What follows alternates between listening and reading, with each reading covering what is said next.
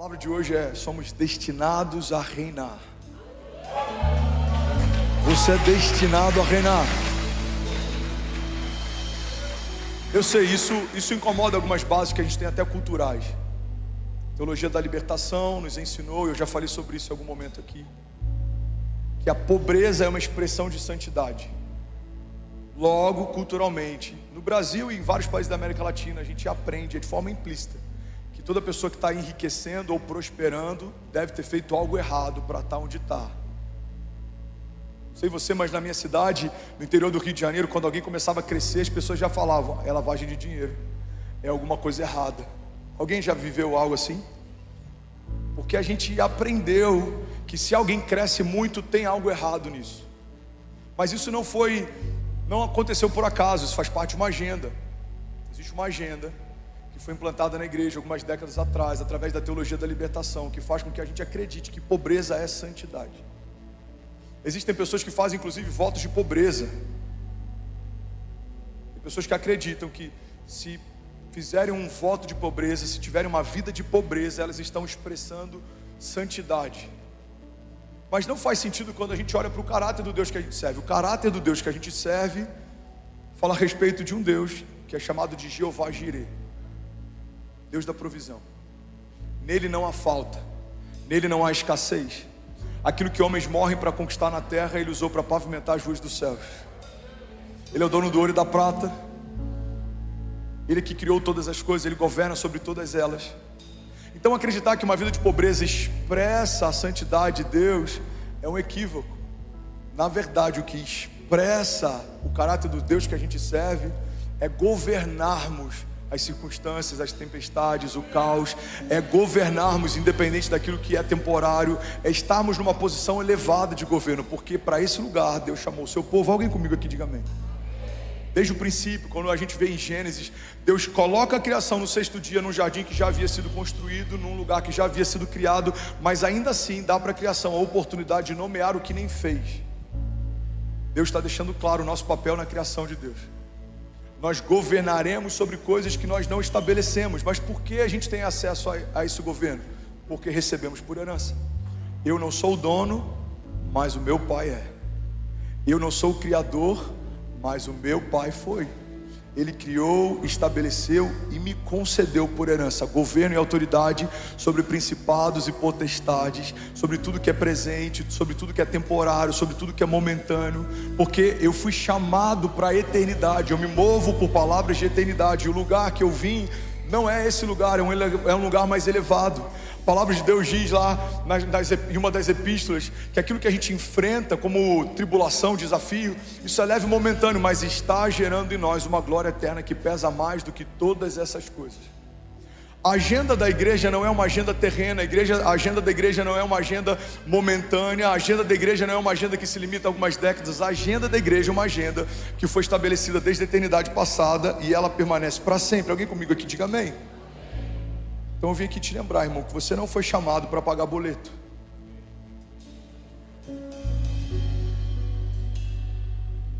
Pastor, posso deixar de pagar então? Não faça isso. Não é uma boa ideia. Mas a tua história não se limita a isso. Você não foi chamado por Deus para ser um pagador de boleto. Você foi chamado por Deus para ser um embaixador dos céus na terra. Você foi chamado por Deus para ser um homem de governo. Você foi chamado por Deus para liberar destinos, para destravar histórias. Alguém comigo aqui, pelo amor de Deus. O Senhor me ungiu, diz a palavra, para anunciar as boas novas, para proclamar restauração de vista aos cegos, cura aos enfermos, para anunciar o ano aceitável do Senhor. O que era o ano aceitável do Senhor? A cada 7 estações de 7 anos, no jubileu, todas as terras voltavam para os seus donos de origem, todos os escravos eram libertos, todas as dívidas eram perdoadas. O ano aceitável do Senhor significa que para todo cativeiro, a partir de Jesus, há liberdade. Para toda dívida, há perdão, e tudo está voltando para o seu lugar de origem. Ou seja, a igreja de Jesus, que havia perdido o governo para o pecado, retomou a partir do sangue de Jesus. Nós fomos feitos justiça de Deus. É por isso que uma igreja que não governa é uma igreja disfuncional. Um crente que não governa é um crente disfuncional. Você não foi chamado para pedir favor, você foi chamado para favorecer pessoas. A Bíblia diz: não pedirão emprestado, mas emprestarão às nações. Pastor, como que a gente vai emprestar às nações? Moçambique está assistindo o culto e ninguém está pagando nada para ouvir a palavra que a gente tem financiado de alguma forma. Milhares de pessoas têm sido tocadas, 1.800 batizadas, algumas vieram 1.000 quilômetros de distância de carro, nenhuma delas pagou para mergulhar nas águas que a gente tem financiado. Por quê? Porque há uma agência dos céus estabelecendo uma onda de avivamento em Alphaville, que não está pedindo favor, está emprestando a nações. Alguém comigo aqui, pelo amor de Deus?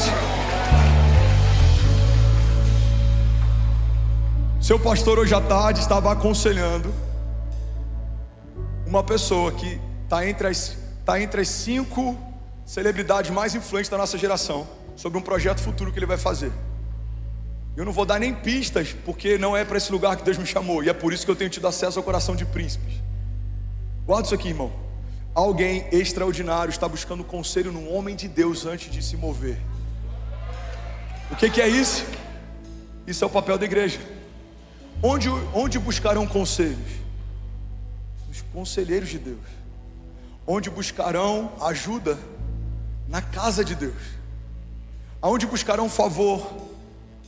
Daqueles que se enxergam como um poço de Deus. Você não vai mais ficar com uma caneca pedindo algo. Você se tornou uma fonte. As pessoas virão beber do que flui do teu interior.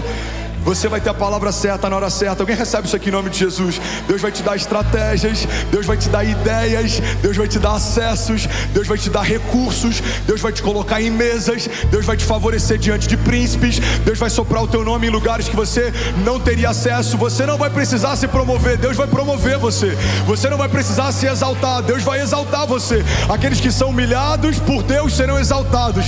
Aqueles que são fiéis no pouco, sobre o muito serão colocados.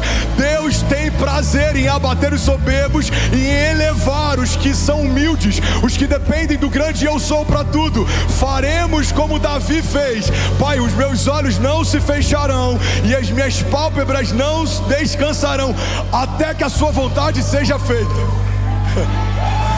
Alguém comigo aqui? Falaremos como o faraó falou para José: nenhuma mão se levantará e nenhum pé se moverá sem que haja uma palavra tua. Qual é o papel da igreja? Governamos com Jesus nas regiões celestiais. Estamos entre dois extremos. Estamos entre o Maranata, a hora vem, mas estamos também num tempo presente em que governamos até que Ele venha. Uma expectativa da vinda de Jesus não pode ser uma desculpa para uma vida cristã disfuncional e medíocre. Por que você não constrói? Por que você não governa? Por que você não lidera? Por que você não? Porque eu estou esperando Jesus voltar. Faça algo enquanto Ele não volta. Por quê? Porque estamos a poucos dias do seu retorno. Eu não sei você, mas eu quero que os talentos sejam multiplicados. Eu quero ouvir dele, servo bom e fiel. Eu quero morrer vazio, não tinha nada. Como é que o André estava? Vazio. Todo domingo ele derramava tudo que tinha. Ele deu tudo que tinha enquanto tinha. Irmão, guarda isso aqui em nome de Jesus. Não há por que reter parte para aquele que nos deu tudo. Como daremos para ele parte do que temos se ele nos deu tudo que tem? Ele não deu o seu filho preferido, ele não deu o seu primeiro filho, ele entregou o seu único filho para trazer você para esse lugar de filiação. Guarda isso aqui, irmão. Deus não te deu uma carteira de trabalho, Ele te deu uma certidão de nascimento. Na certidão de nascimento, do teu novo nascimento, quem está lá como filiação é o próprio Deus. Você é filho de Deus. Alguém que já tomou conta do filho de alguém? O pessoal riu porque deve estar com o filho de alguém hoje aqui, né? O pessoal do Kids, amém, glória a Deus. Vamos celebrar os nossos voluntários do Lagoinha Kids. Muito bom. Quando a Kézia fala: amor, fulana vai lá para casa hoje, a gente fica, porque se eu tenho cuidado com meus filhos, com o filho dos outros, então. Agora, e quando você entende que o filho que você tem é filho de Deus? Quando você entende que a tua esposa é filha de Deus, o teu marido é filho de Deus. Quando nós como pastores entendemos que nós estamos liderando e discipulando os filhos de Deus. Quando a igreja tem consciência do poder da filiação, Não dá para encarar uma jornada medíocre como sendo aceitável. Por quê? Porque o que esperar dos filhos de Deus? A Bíblia diz que toda a terra aguarda ansiosamente a manifestação deles. A criação aguarda ansiosamente a revelação, a manifestação dos filhos de Deus. Alguém está comigo? Diga amém. Sabe, Billy Graham, ele foi consultado, se não me engano, por 40 anos, por 4 décadas, todos os presidentes americanos que ganharam as eleições, todos eles receberam a bênção de Billy Graham. O último deles foi Barack Obama. Ele já estava debilitado e velho, então ele não foi à Casa Branca. Sabe o que aconteceu? Uma comitiva presidencial foi até o rancho dele. Chegar lá o Barack Obama: Billy Graham, eu ganhei a presidência dos Estados Unidos. Há 4 décadas, todos que me antecederam fizeram o que eu vim fazer aqui. Eu quero a sua bênção e eu quero o teu conselho. Irmão, não deveria nos surpreender quando um homem natural, esvaziado de poder de Deus, vai até um homem espiritual pedir algum favor. Você se tornou fonte. A Bíblia diz que Ele dá sabedoria livremente aos que pedem. A Bíblia diz que recursos Ele dá àqueles que Ele ama enquanto dormem. A Bíblia diz que Ele é autor e consumador da nossa fé. Então a fé que você tem, Deus te deu. A Bíblia diz que nós amamos porque Ele nos amou primeiro. Irmão, a igreja de Jesus tem que ser uma fonte de amor, sabedoria, palavra revelada, autoridade, governo, recurso. Eu creio que o que a gente está construindo aqui é muito mais do que um auditório legal, ou muito mais do que a visão de um pastor. O que estamos construindo aqui é uma embaixada do reino de Deus. Estamos construindo aqui uma agência dos céus na terra. Alguém comigo? Diga amém. Tudo bom? Você acabou de assistir uma mensagem aqui do nosso canal. Eu tenho certeza que ela te edificou e que ela vai gerar algo novo em você. E a gente separou mais 2 vídeos. Eu quero deixar essas indicações aqui para você continuar queimando com Jesus. E eu quero muito te fazer um pedido também. Se essa mensagem te edificou, comenta aqui embaixo, segue o canal, me ajuda a compartilhar para que mais pessoas sejam tocadas também. Deus te abençoe. Pai, nós te agradecemos por essa noite, por essa palavra viva e por tudo que vai acontecer a partir da liberação dela. Nós declaramos, Jesus, você pode levantar suas mãos, declarar isso e diga: Pai, nós declaramos céus abertos nesse lugar. Diga aí: um marco profético na nossa vida, na nossa casa e na nossa jornada de fé. Diga: nunca mais seremos os mesmos, em nome de Jesus. Irmão, se você crê nisso, você pode fazer barulho aí no teu lugar. Preciso de pelo menos uns 100 incendiários aqui. Vamos, alguém aqui nessa noite. Aleluia, aleluia. Sei que é final de semana para muita gente, muitas coisas aconteceram, tem gente cansada, mas eu preciso que você derrame para Jesus o teu melhor nessa noite. Ele é digno, amém? Eu acho que nem todo mundo aqui veio de um berço cristão, então é possível que você tenha passado algumas noitadas em lugares que talvez não sejam os melhores. É possível que você tenha virado algumas noites fazendo coisas que talvez você não se orgulhe delas. Então nada para Ele pode ser medido, equilibrado, comedido. Não, a gente entrega tudo para Ele, amém? Eu lembro quando eu me converti, isso para mim foi muito claro desde o início. Eu era intenso no meu pecado, eu preciso ser ainda mais intenso no meu chamado. Ele não merece metade, Ele não merece uma boa parte, Ele merece tudo. Alguém pode declarar isso? Diga: Ele merece tudo de mim. E a gente vai dar tudo nosso para Ele, amém? Quero falar nessa noite sobre travessia. A gente já falou sobre tantos tipos de travessia. Travessias pelo deserto, travessias em meio a tempestades, travessias em meio ao fogo. E eu quero falar hoje sobre a travessia em busca da promessa. Porque todo lugar que foi preparado por Deus para nós, e quando eu falo lugar, entenda o cumprimento de um chamado, não é geografia. Esse lugar, ele vai ser alcançado quando antes vencermos processos, travessia, gigantes, levantes, inimigos. Porque o caminho, por mais que seja cercado pelo favor de Deus, não é um caminho necessariamente facilitado por Ele. Favor de Deus não significa facilidade. O que é o favor de Deus? Pão que desce do céu é favor. Mas depender de um pão que desce do céu enquanto se atravessa o deserto com toda a sua família, debaixo do sol, isso não é fácil. O mar se abrir para você não ser completamente dizimado pelos exércitos dos inimigos, isso é favor de Deus. Mas não é fácil. Faz sentido? Ver leões jejuando na tua presença é favor de Deus, mas não é fácil. Não sei se você já ouviu o rugido de um leão. Um é assustador, vários então. Imagina você a sós com eles.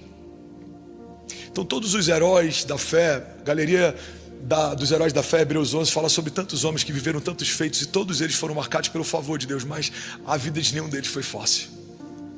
Ressuscitar ao terceiro dia, depois de sepultado, isso é favor de Deus. Mas ser crucificado, envergonhado diante da sua mãe, humilhado, isso não é fácil. Então o Evangelho não promete facilidade, mas existe uma garantia na travessia do Evangelho. O favor de Deus vai ser uma companhia constante na tua jornada de fé. Olha para mim, não se distrai. Alguém toma posse disso aqui. Vai ser fácil, pastor? Nem sempre. Ninguém disse que seria fácil.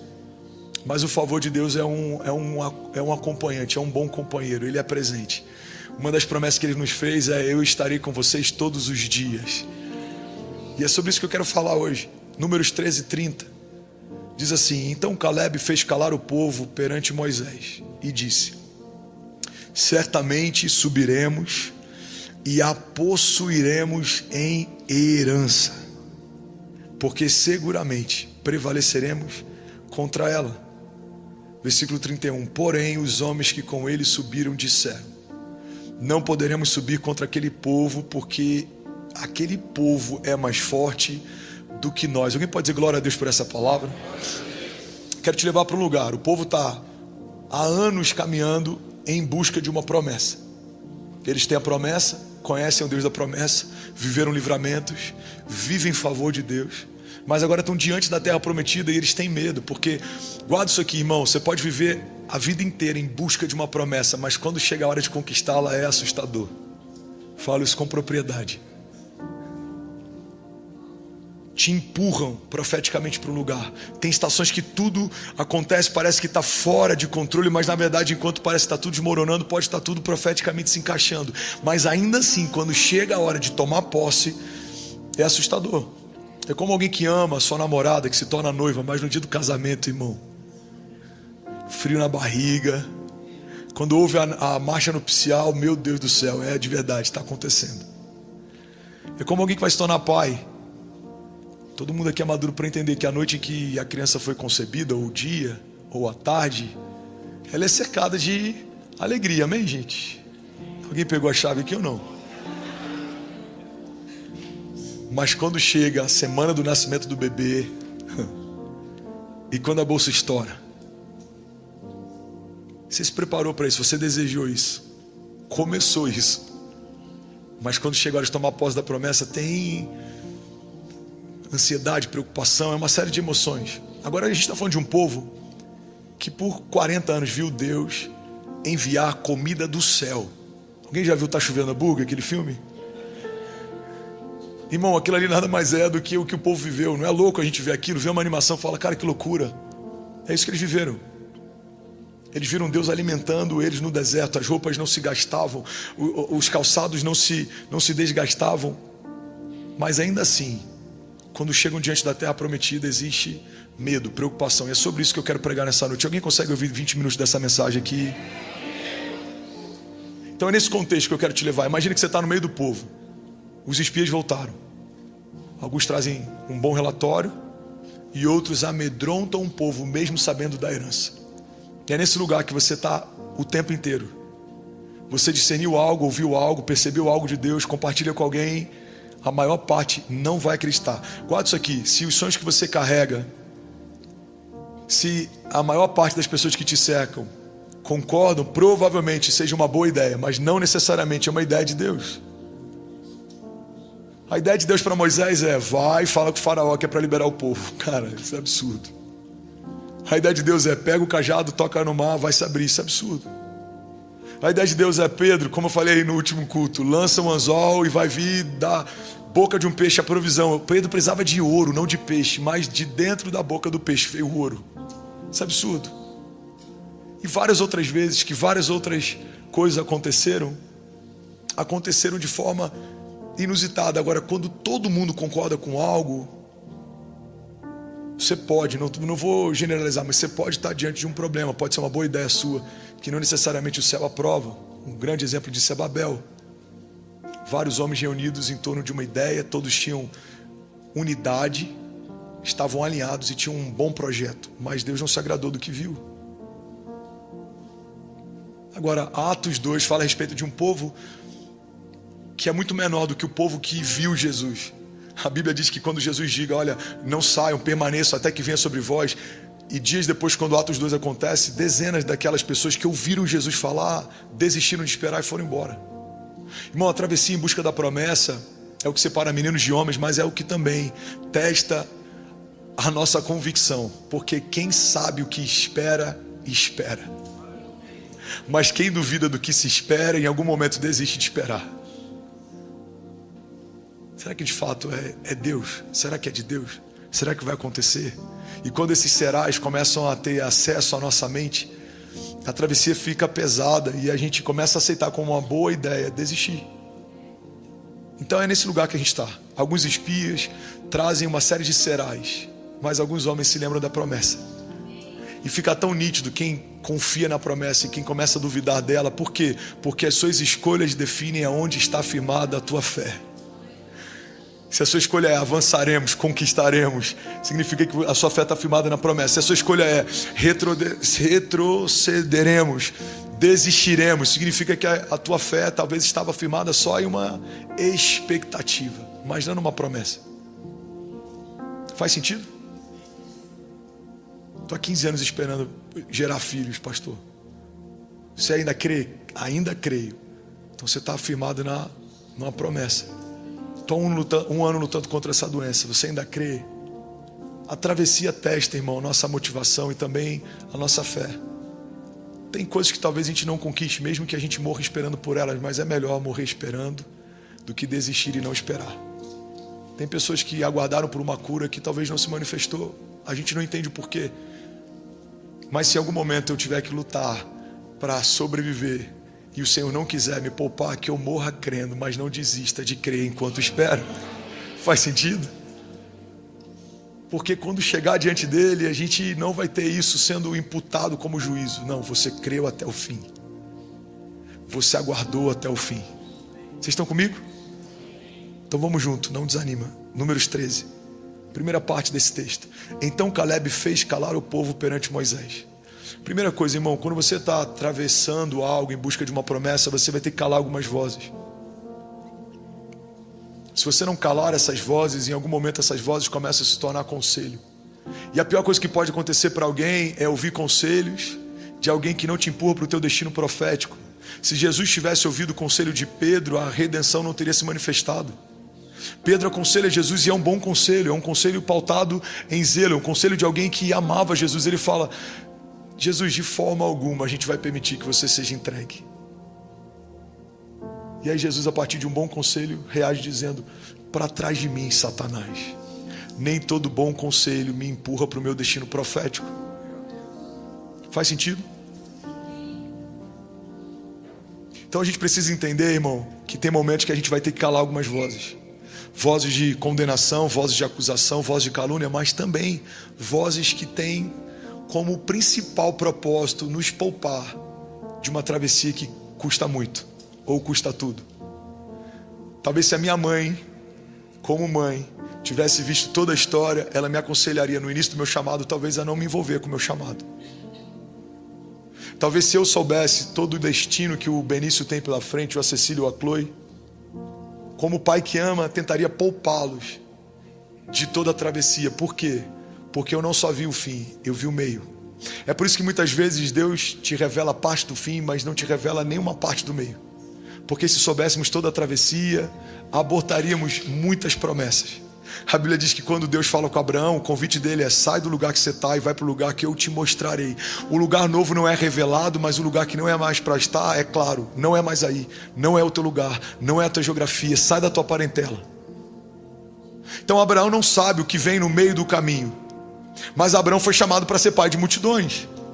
No meio do caminho tem deserto, no meio do caminho tem gigantes, tem inimigos, no meio do caminho tem provação, no meio do caminho tem um filho, fruto de uma precipitação. Mas no meio do caminho também tem um filho gerado de uma promessa. No meio do caminho tem Isaac, e tem aquela montanha que assistiu um pai levar um filho para sacrificá-lo como se fosse o próprio cordeiro. Uma montanha testemunhou a fidelidade de um homem que clamou por anos para ter algo e que quando Deus pediu não hesitou em entregar. Então o meio do caminho de Abraão tem muitas coisas. O final do caminho é pai da fé, mas o meio do caminho é assustador se a gente soubesse antes de começar a caminhar. Então, irmão, guarda isso aqui. Muitas vezes você vai ter a revelação de duas partes, como começa e, se você for fiel até o fim, como termina. Mas você não tem ideia do que você vai ter que enfrentar no meio do caminho. Pedro encontra Jesus, as redes vazias, ele está frustrado, ele fala para lançar as redes, ele lança, as redes quase se rasgam, os barcos quase afundam. Aquele primeiro momento é o ato 1 de uma história extraordinária de um apostolado. Qual que é o final da história?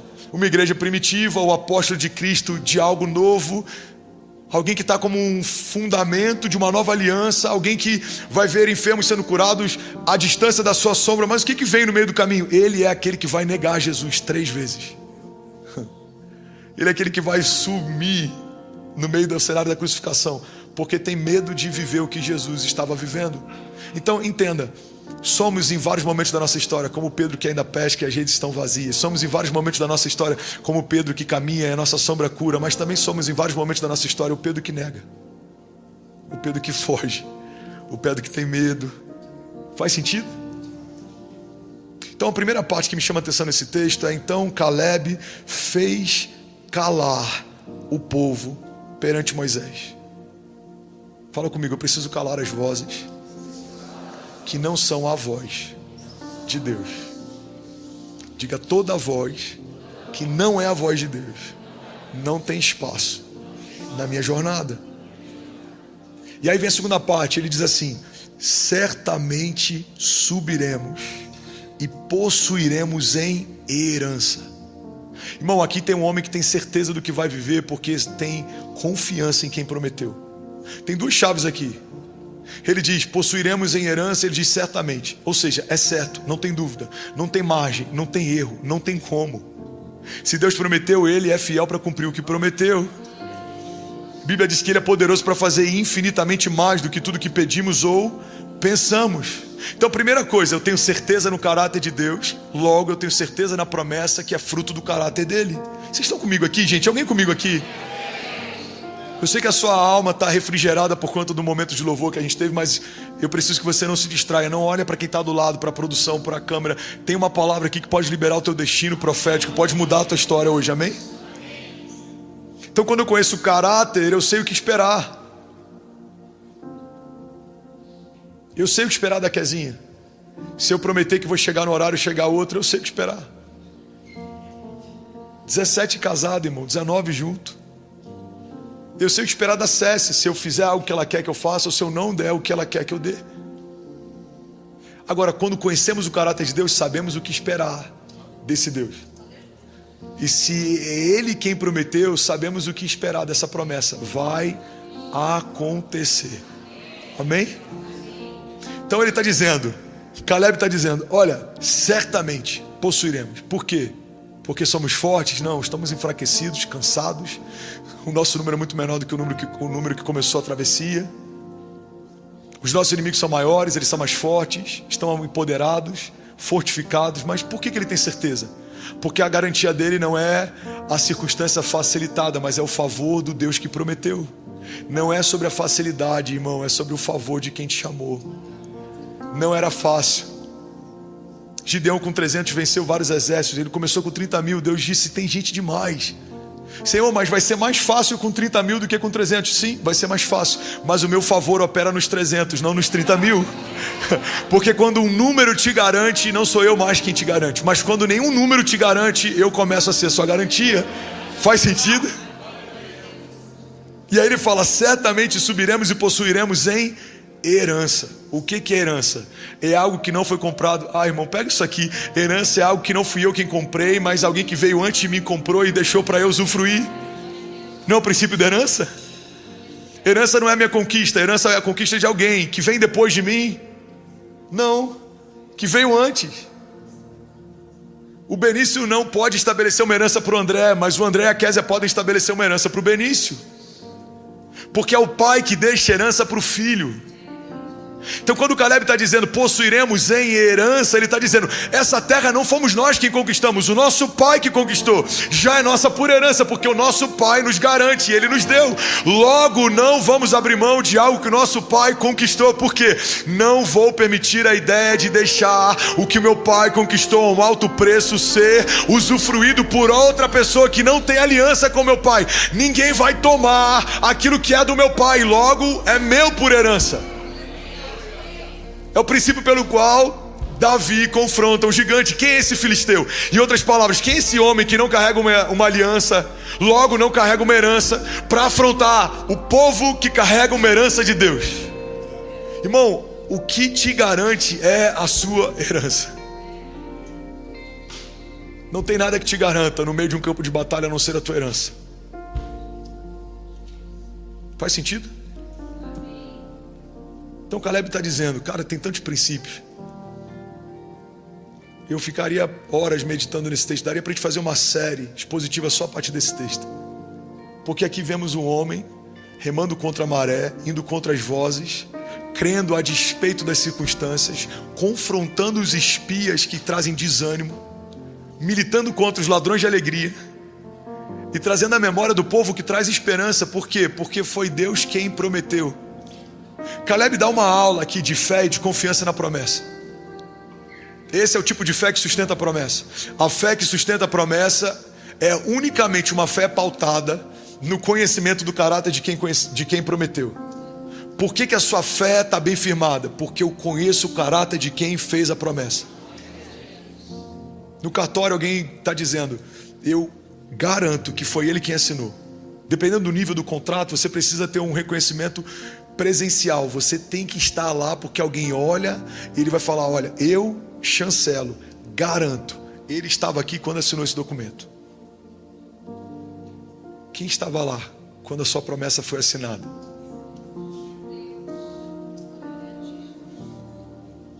Quem estava lá?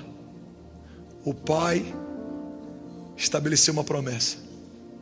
O filho é quem garante a promessa. Porque a palavra de Deus diz que todas as promessas temos nele o sim, e por meio dele nós dizemos amém, assim seja. Então o Pai estabeleceu a tua promessa, o Filho sustenta a tua promessa, e a partir do Espírito Santo você vai viver a tua promessa. Jesus, vamos para Jesus, vamos voltar à nova aliança, Novo Testamento. Ele fala, eu preciso ir para o Pai, porque se eu não for, o Espírito não virá sobre vós. Então a primeira parte da história vemos um Deus soberano operando em todo o tempo a Trindade. Mas na primeira parte da história vemos um Deus operando o tempo inteiro. Na segunda parte dela vemos o Filho se revelando, sendo encarnado, depois ressurreto. A terceira parte da história, que agora está com a gente, é a partir do poder do Espírito derramado sobre a carne. Agora é o Espírito que opera em nós. Por isso que Paulo diz, o mistério que esteve oculto por épocas e gerações, agora eu posso dar a vocês o conhecimento. E esse mistério é Cristo em vós, a esperança da glória. Nascemos em Cristo e fomos revestidos do Espírito. Então o Pai, o Filho e o Espírito Santo estão atestando, fomos nós quem fizemos a promessa. Nós sustentamos ela, nós vamos cumpri-la. Se você crer e não duvidar, se você permanecer e não retroceder, se você olhar para frente e não para o lado. Alguém está tomando posse disso aqui? Diga amém. Certamente subiremos e possuiremos a herança, porque agora vem mais uma palavra de alguém firmado numa confiança absoluta, porque seguramente prevaleceremos contra eles. Caleb, os gigantes são muitos. Seguramente. Se ele tivesse nascido numa época um pouco mais próxima da nossa, eu tenho certeza que ele falaria, irmão, esquece. Mas Caleb, esquece. Já aconteceu. Foi Deus quem prometeu. Ele não é homem para mentir, nem filho do homem para se arrepender. Deus não vai gerar em nós uma expectativa que não tem o intuito de cumprir. Faz sentido? Ele fala, certamente, seguramente prevaleceremos contra eles. Versículo 31. Porque os homens que com ele subiram disseram, não poderemos subir contra aquele povo, porque ele é mais forte do que nós. Irmão, eles se sentiam mais fracos do que os povos que estavam lá. E de fato eram. E esse é um desafio. Pega isso aqui, porque isso aqui pode mudar a vida de alguém. Todas as vezes que eu olho para a promessa que foi feita e tento procurar em mim algo que justifique a minha esperança no cumprimento da promessa, eu vou fracassar, porque não tem nada em você que justifique o que Deus vai fazer. Então ele olha para os povos, olham para eles e eles falam: cara, a gente é maluco, não dá. Olha o que a palavra de Deus diz. Você está comigo? Números 13:33. Éramos aos nossos olhos como gafanhotos, e assim nós também éramos aos olhos deles. A mesma Bíblia diz que assim como você pensa, você é. Então, irmão, quando eu paro para olhar o meu reflexo, o futuro se torna assustador. Moisés, liberta o povo. Ele era de fala pesada. Eu falo mal, Deus. Você quer que eu convença? Não, não é por convencimento. Você pode até gaguejar, você pode não falar, mas quando abrir a boca, sou eu quem falo por você. Davi vai contra aquele gigante. Não tem relatos de Davi fraquejando, mas vamos imaginar que em algum momento isso tivesse acontecido. Senhor, será que é algo da minha cabeça ou é para eu ir contra? Porque olha o meu tamanho, olha o dele. Não é sobre o teu tamanho ou sobre o dele, é sobre o Deus que você serve, sobre o temor com que você vai. Qual que é a chave da força de Davi? O temor do Senhor. Salmos diz que feliz é o homem que teme ao Senhor, será feliz e próspero em tudo o que fizer. O temor do Senhor é a chave de Caleb. O temor do Senhor é a chave de Davi. O temor do Senhor é a chave de José. O temor do Senhor é a chave de Jesus. Pai, se possível for, afasta de mim esse cálice. Todavia, seja feita a tua vontade, não a minha. O que Jesus está dizendo? O temor do Senhor me consome. O meu desejo é abortar isso aqui, mas seja feita a tua vontade, não a minha. O temor do Senhor é o que te sustenta. Alguém aqui, o temor do Senhor é o que te garante. Então sempre que você olhar para você procurando uma justificativa, você vai se frustrar. Mas o temor do Senhor, Salmos 27:1, o Senhor é a minha luz e a minha salvação, de quem terei temor? O Senhor é o meu forte refúgio, de quem terei medo? Salmos 34:4, alguém toma posse dessa palavra. Busquei o Senhor e Ele me respondeu, livrou-me de todos os meus medos, porque os que olham para Ele estão radiantes de alegria, e os seus rostos jamais mostrarão decepção. Tem alguém radiante de alegria diante dos gigantes aqui nessa noite? Você pode fazer barulho? Aleluia! Agora deixa eu te levar para um lugar. Isso aqui é loucura, tá? Os homens estão diante da promessa e têm medo, e os inimigos do outro lado também. Irmão, isso aqui é uma chave. Pastor, eu estou com medo. Eu sei, eu também tenho. Mas os seus inimigos têm mais do que você. Por que Jezabel se levanta? Porque ela tem medo de uma voz profética posicionada. Meu Deus. Por que Saul se levanta? Ele era o rei, o trono está com ele. Porque ele sabe que não era mais aquele a quem Deus se alegrava, mas alguém com coração segundo o coração de Deus já estava a caminho do trono que ele ocupava. Por que os irmãos de José têm medo? Ele é um menino, ele é um moleque. Eles são homens, são maduros, são fortes. Porque eles sabiam, esse moleque em algum momento, se ninguém parar, vai governar sobre nós. A gente precisa garantir que isso não vai acontecer. Então os irmãos de José têm medo de José, Saul tem medo de Davi. Faz sentido? Babilônia tem medo de Daniel. Os religiosos tinham medo de Jesus. O imperador tinha medo de Paulo. A Bíblia diz que quando eles chegavam nas cidades, o povo dizia, estão chegando aqueles que estão transtornando o mundo. Irmão, o evangelho se tornou transtorno. Por quê? Porque mudou a cultura vigente. Colocou em xeque o governo local. Eles eram uma ameaça a um sistema estabelecido. Todas as vezes que algo se estabelece e ameaça um sistema, o sistema vai destruí-lo, para que ele não destrua o sistema. Quantas vezes a gente viu, por exemplo, na política, uma voz se levanta. A gente viu agora, acho que 2 ou 3 pessoas nesse ano foram assassinadas. porque era uma voz de um cenário político, e foram assassinados de forma encomendada pela oposição. Por quê? Porque hoje ele é só candidato, mas se ele assume o governo, esse cara pode mudar a história. Faz sentido?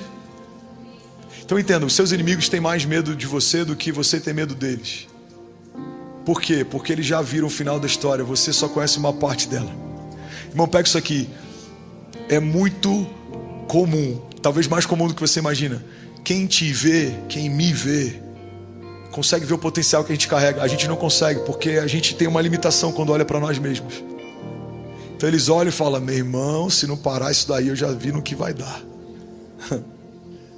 José talvez ache que a parte mais incrível dele é uma capa colorida que ganhou do pai. Os irmãos sabem que a parte mais incrível dele é que eles sonham que os irmãos não sonham. A Bíblia diz que quando ele compartilha o sonho, passam a odiá-lo ainda mais. Por que já havia animosidade? Porque ele tinha uma capa colorida. Mas isso não foi motivo para ninguém matá-lo, escravizá-lo ou vendê-lo. Mas quando eles perceberam que José sonhava e eles não, quando Saul percebe que Davi tem cheiro de unção de rei e ele não mais, Icabode, a glória de Deus se foi. E quando o Icabode se manifesta, o que vai ser percebido? O cabode, o peso da glória, a presença. Quem carrega a presença é perseguido por quem não carrega ou não carrega mais. Cara, eu sinto o temor do Senhor aqui. Alguém está recebendo essa palavra? Pessoal da câmera, fica ligado. Se tiver alguém aí dormindo ou distraído, dá um zoom em mim aqui para ninguém de casa falar: meu Deus, estava... Mas eu preciso terminar o que eu comecei. Essa palavra aqui, ela é poderosa. Aleluia, bendito seja o Senhor. Aleluia. Eu sinto o temor do Senhor aqui. Aleluia. Os inimigos já entenderam o teu potencial. Agora pensa, um povo 40 anos caminhando no deserto, comendo só pão e aves. Irmão, como é que é aquele hambúrguer do McDonald's que é com frango? É o McChicken. Você sabe que o primeiro McFish, ele começa em Jesus, né? Ele multiplica pães e peixes e todo mundo comeu aquilo aquele dia. O primeiro McChicken acontece na travessia. Os caras só comem pão, aí enjoa, fala: Senhor, o povo está enjoado de pão. Aí as aves começam a voar abaixo para que eles possam comer. Os caras só comem McChicken, irmão, 40 anos. Cansado. Poderiam ter feito a travessia em muito menos tempo, mas por desobediência, acabaram vendo décadas. Uma geração nasceu no deserto. Uma geração morreu no deserto. Como os gigantes de um povo que tem uma terra que emana leite e mel, que as uvas são gigantes, que tem fartura, tem medo de um povo que está cansado, caminhando há 40 anos. Tá pegando? Faz sentido? Porque não é sobre você, é sobre o que você carrega. É isso que faz o inferno te temer. É sobre o que você carrega. Você não é ninguém, eu não sou ninguém, mas a promessa que a gente carrega foi feita por alguém, e esse alguém tem que ser respeitado.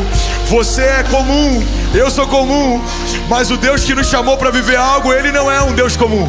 Eu sou ordinário, você é ordinário, mas a promessa que foi feita sobre você é a promessa de um Deus extraordinário. Você é natural, eu sou natural, mas as promessas que você carrega são promessas de um Deus sobrenatural. Vamos, alguém aqui nessa noite? Aleluia! Então eles viram o que você não viu.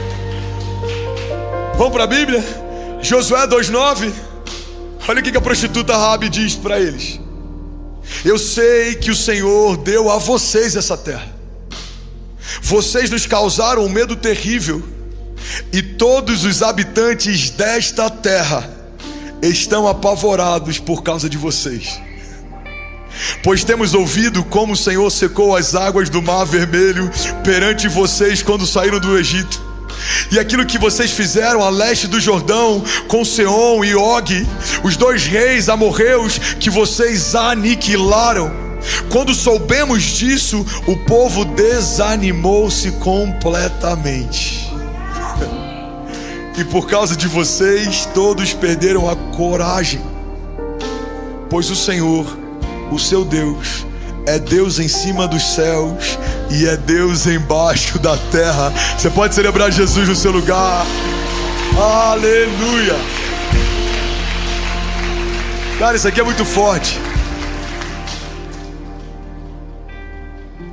Perspectiva deles, a gente está 40 anos, irmão, 40 anos, a gente está cansado, a gente está frustrado. Agora a perspectiva do povo que vai ser conquistado, irmão, faz 40 anos que a gente ouve o que o Senhor tem feito por vocês. Os meus avós ouviram o que o Senhor fez por vocês quando saíram do Egito. Os meus pais ouviram o que vocês fizeram contra os inimigos. Os meus pais ouviram quando vocês aniquilaram os reis que se levantaram contra vocês. Ou seja, de um lado tem um povo, estamos enfraquecidos há 40 anos. De outro lado tem um povo, há 40 anos nós tememos que esse dia chegasse, mas chegou o dia. O povo que Deus separou, ungiu e sustentou, chegou diante da terra prometida. Então você precisa escolher se vai ser um dos espias que volta desanimando o povo que carrega uma promessa, ou se você vai ser um daqueles poucos que voltam com uma firmeza declarando: certamente possuiremos essa terra e nós a teremos por herança, porque o Senhor que nos fez a promessa é fiel para nos sustentar até aqui e nos dará por herança uma terra que foi conquistada por Ele. Essa terra não será conquistada por nós, já foi conquistada pelo nosso Pai, e Ele nos dará por herança, porque somos herdeiros, e é melhor ser herdeiro de Deus do que ser alguém que se fez sozinho. É melhor ser herdeiro de Deus do que alguém que se construiu sozinho. Não, a melhor parte daquilo que carregamos foi estabelecida por Deus por herança. Levante as suas mãos e declare: diga, eu sou herdeiro de Deus e eu sou co-herdeiro em Cristo Jesus.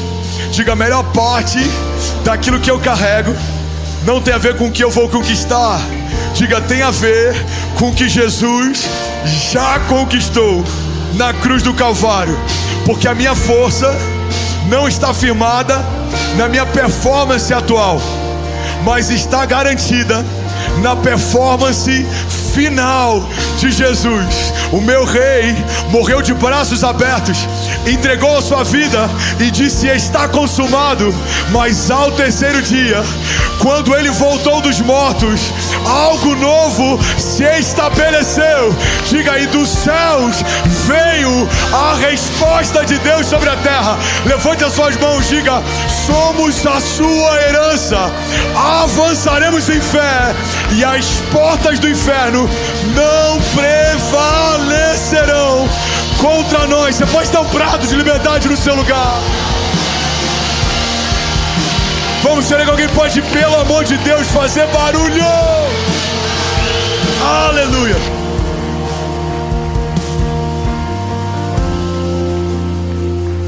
Aleluia. Alguém pode celebrar Jesus mais forte? Aleluia. 2 Coríntios 1:20, eu vou terminar. Alguém recebeu algo de Deus aqui nessa noite? 2 Coríntios diz assim: pois quantas forem as promessas feitas por Deus, tantas tem em Cristo o sim. Por isso, por meio dele, diremos amém.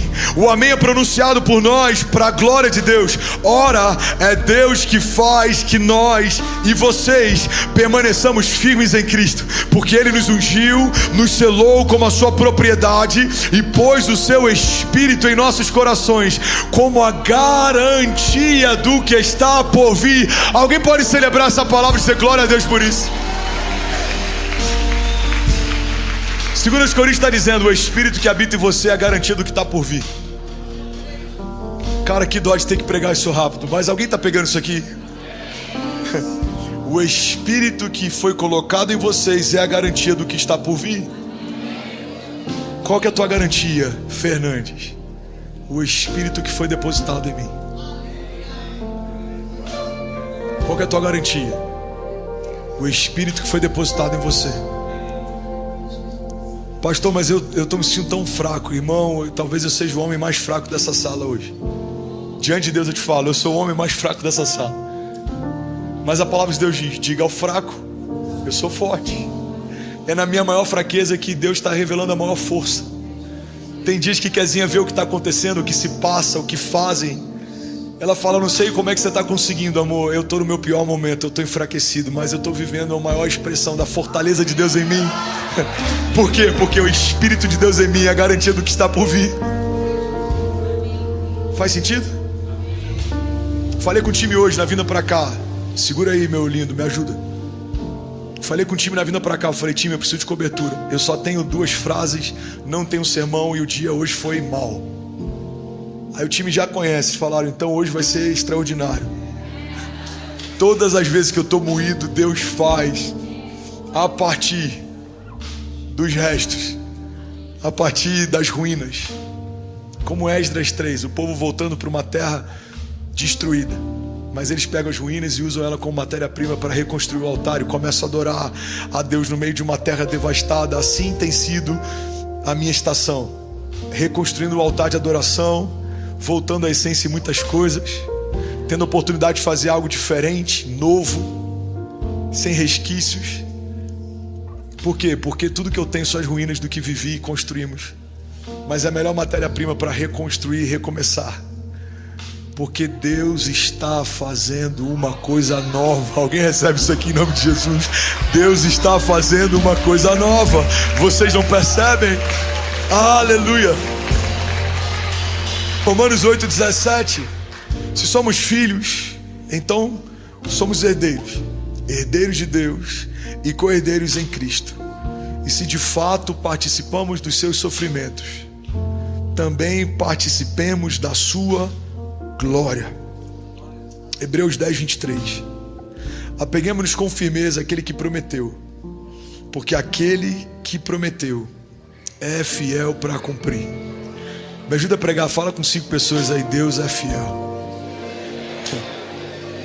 Ministra sobre alguém aí, fala, irmão, Deus é fiel.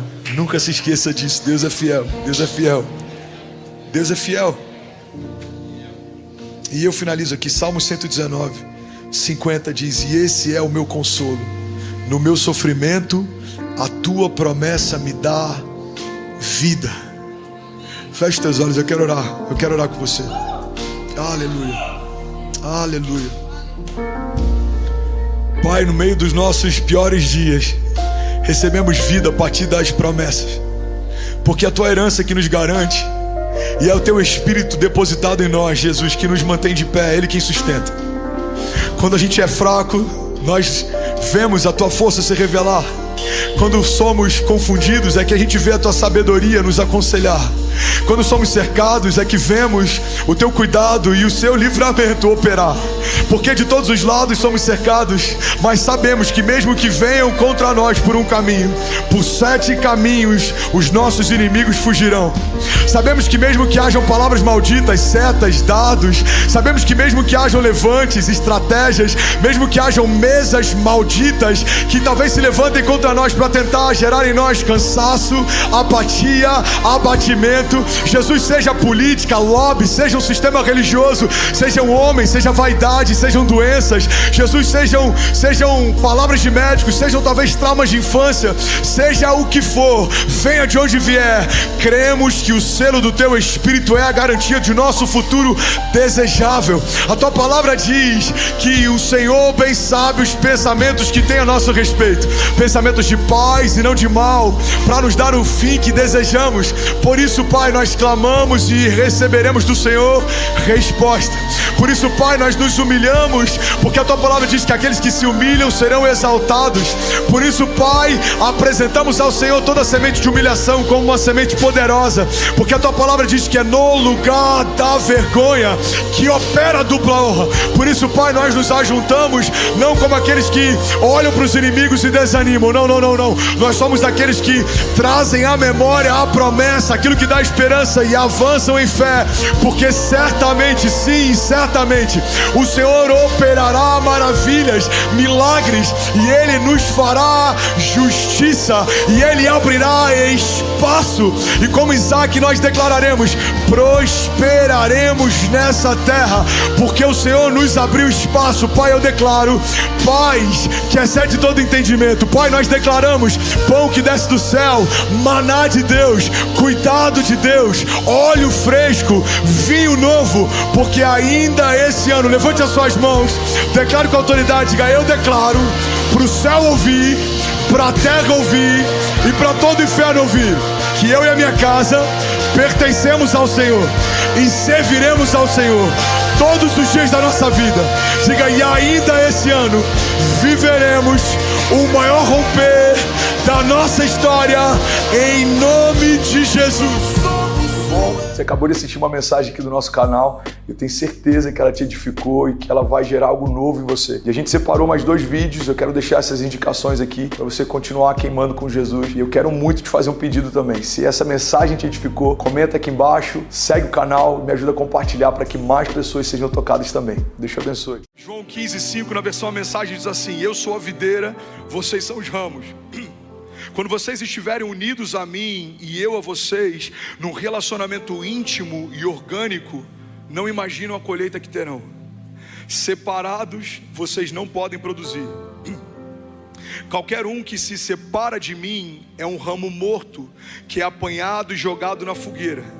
Mas se vocês estão em mim e as minhas palavras estão em vocês, estejam certos que as suas petições serão atendidas.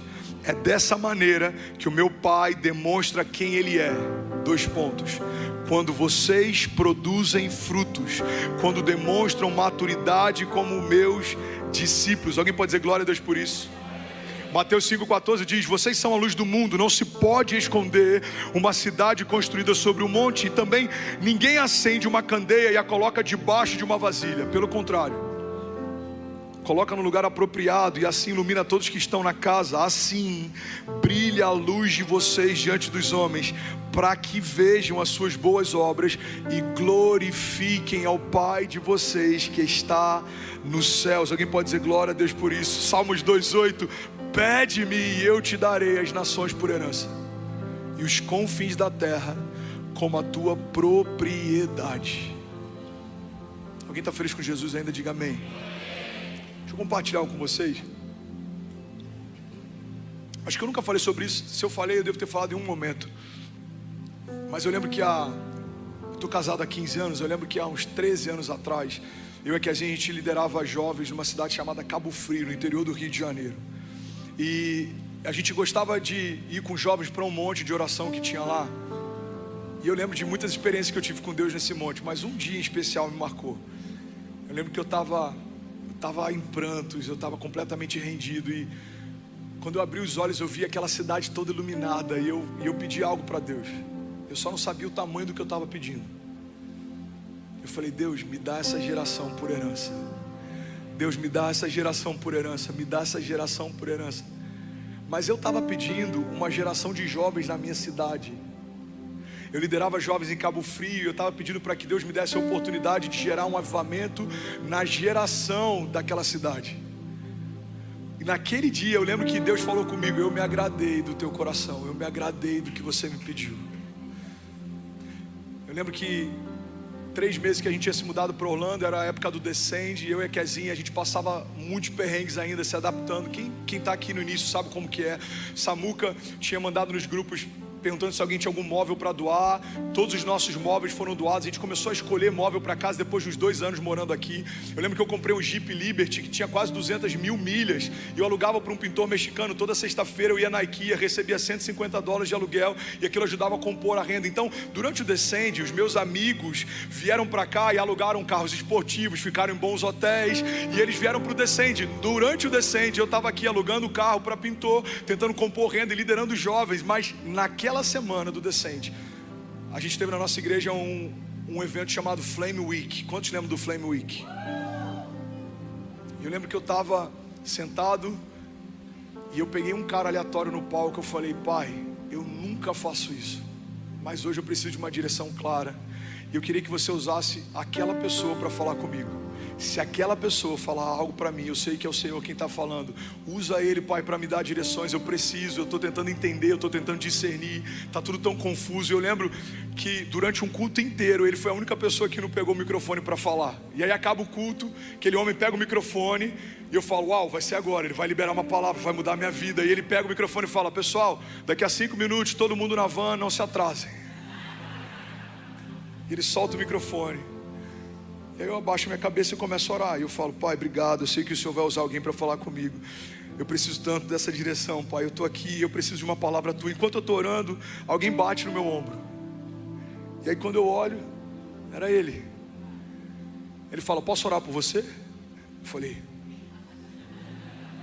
pelo amor de Deus, você entende inglês? Eu falei, não. Aí ele chamou um tradutor e falou, grava o que eu vou falar. E ele orou por 17 minutos. E uma das palavras que ele liberou foi, Deus está te dando a linguagem para essa geração. Deus está te dando a linguagem para essa geração. Irmão, uma semana depois um vídeo viraliza e outro. 4 meses depois eu estou na Europa orando por jogadores de futebol e orando por pessoas que eu nunca imaginei, e Deus me usando para curar pessoas. Eu vivi isso, de um jogador na Europa se machucar e o empresário me levar para orar por ele, por cura. 4 meses antes eu estava alugando carro, irmão, para sobreviver. 4 meses depois Deus estava me levando para nações e cumprindo a palavra. E todas as vezes que alguém dava um testemunho, eu lembrava dessa palavra. Deus está te dando a linguagem para essa geração. Deus está te dando a linguagem para essa geração. Deus está te dando a linguagem para essa geração. Por que eu estou falando isso?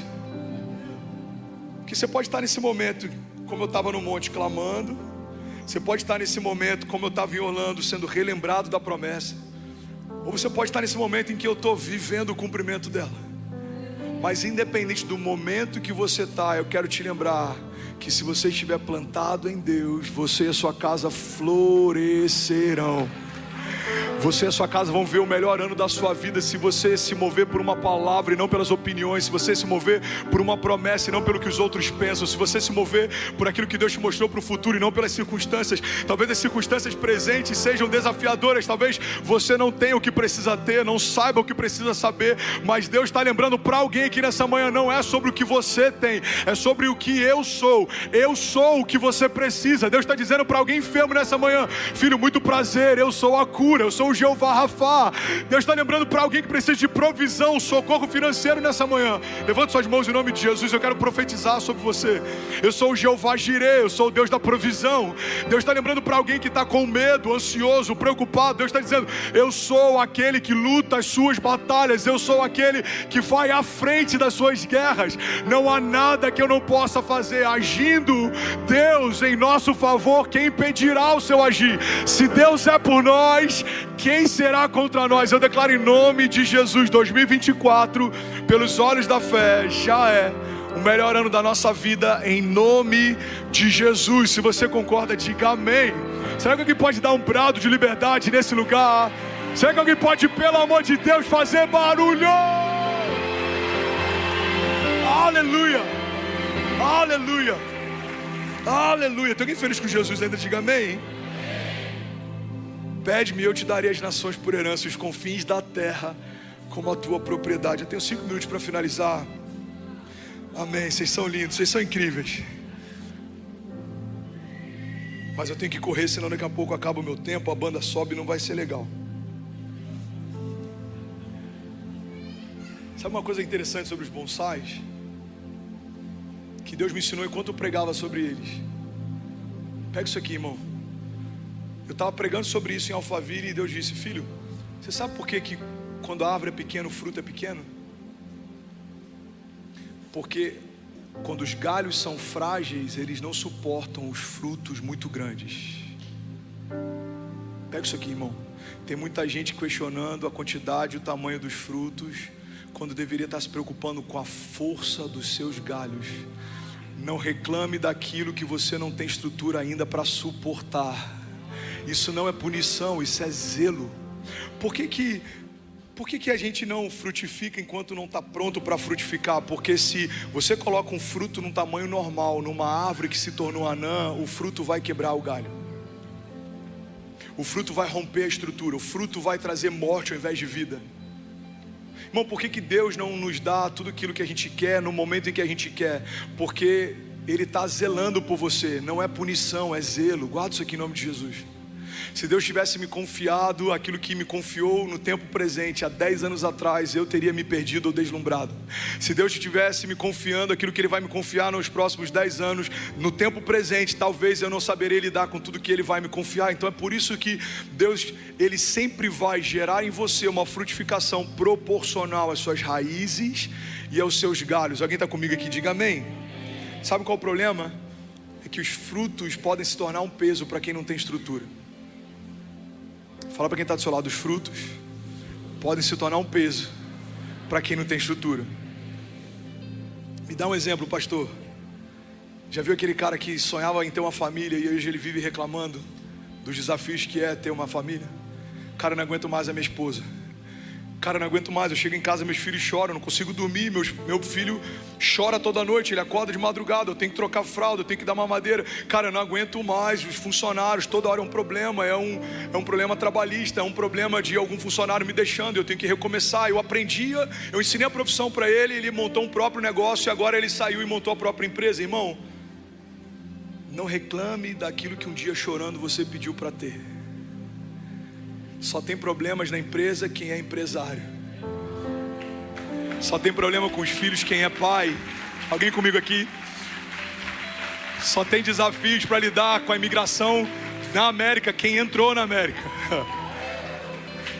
Só tem problemas para gerenciar o desafio que é uma igreja quem lidera uma igreja. Você consegue imaginar? Lá em Alphaville a gente tem 15 mil pessoas por semana. Somos quase 70 funcionários só no nosso staff, no núcleo principal. Batizamos 14 mil pessoas no último batismo. Ficamos quase 3 horas na água. Agora eu posso reclamar que o batismo está demorando demais, ou eu posso me constranger e lembrar que em algum momento eu chorei pedindo para viver algo parecido com isso, mas eu nunca imaginei que eu viveria algo perto disso. Irmão, só tem um problema de ficar 3 horas nas águas batizando quem batiza mais de 1.800 pessoas numa tarde. Alguém comigo aqui? Então guarda isso. Os frutos se tornam um peso para quem não tem estrutura. Você pediu para uma família? Lidere ela. Você pediu para uma empresa? Governe ela. Você pediu pelo chamado? Seja fiel a ele. Você pediu para vir para uma outra nação? Enfrente de cabeça erguida os desafios de ser estrangeiro numa terra estranha. Você já pensou se a gente perdesse tudo que a gente reclama? Já imaginou se um dia Deus removesse da nossa história tudo que a gente reclama? Você fala, não aguento mais a minha mulher. Viúvo. Cara, não aguento mais esse trabalho. Demitido. Não aguento mais essa empresa. Falido. Não aguento mais essa igreja. Desigrejado. Você já imaginou? Não aguento mais esse cabelo. Careca.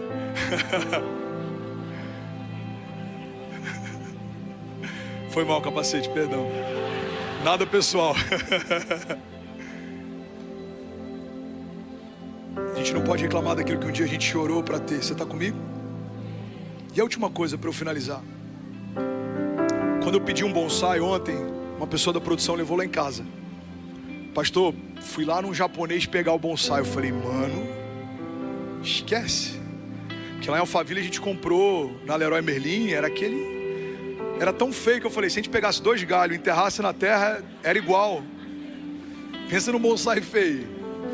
Falei, isso aqui não é um bonsai, isso aqui é um broto, gente. Pegaram um broto, botaram no vaso, escreveram bonsai. Aí vim para Orlando, cara, tô indo num japonês pegar. Eu falei, esquece Orlando, irmão. Deve ser tipo do Avatar, aquela árvore da vida do Animal Kingdom.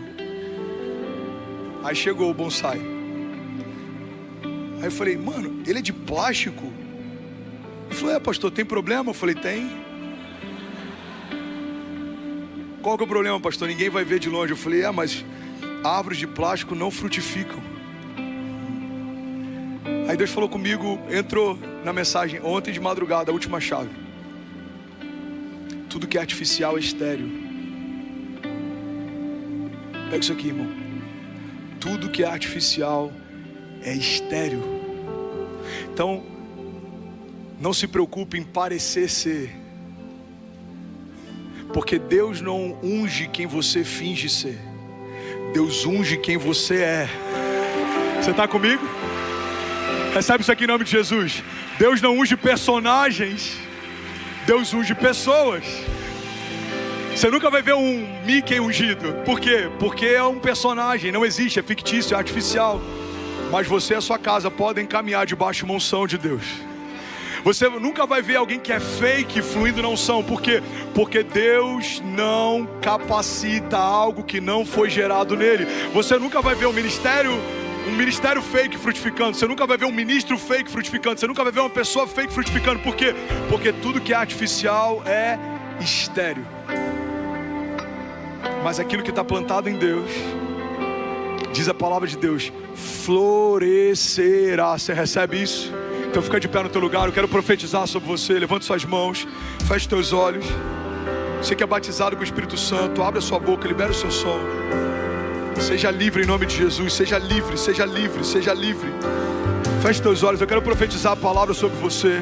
Jeremias 17:7 diz assim: bendito o homem que confia no Senhor e cuja confiança é o Senhor, porque será como a árvore plantada junto às águas, que estende as suas raízes para o ribeiro e não receia quando vem o calor, mas a sua folha permanece verde, e no ano da sequidão não se fadiga, nem deixa de dar fruto.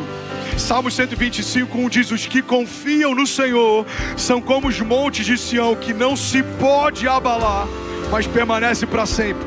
Como os montes que cercam Jerusalém, assim o Senhor protege o seu povo, desde agora e para sempre. Tudo bom? Você acabou de assistir uma mensagem aqui do nosso canal. Eu tenho certeza que ela te edificou e que ela vai gerar algo novo em você. E a gente separou mais 2 vídeos. Eu quero deixar essas indicações aqui para você continuar queimando com Jesus. E eu quero muito te fazer um pedido também. Se essa mensagem te edificou, comenta aqui embaixo, segue o canal, me ajuda a compartilhar para que mais pessoas sejam tocadas também. Deus te abençoe.